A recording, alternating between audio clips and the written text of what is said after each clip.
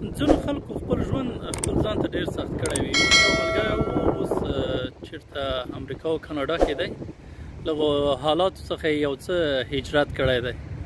تښتېدلی به ځکه نه ورته ووایو چې بیا غوسه نه شي. نو دی ډاکټر و، دی چې هر شی خوري نو هغه کې هغه ازرار ګوري.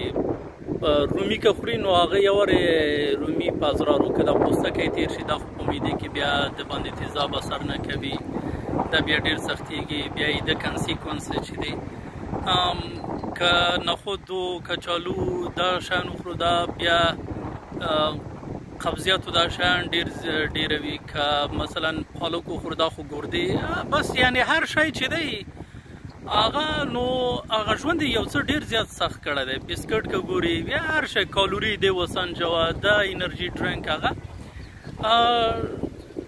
هڅه باید وکړو چې ژوند اسانه ونیسو. هغه انګریزان چې وایي ټیک اټ ایزي، ژوند چې دی که څومره مغلقوي دغه شیان سنجوي بیا چې دی لایف چې دی ډېر زیات سختېږي. تاسو به ځینو خلکو ماشومان لیدلی وي چې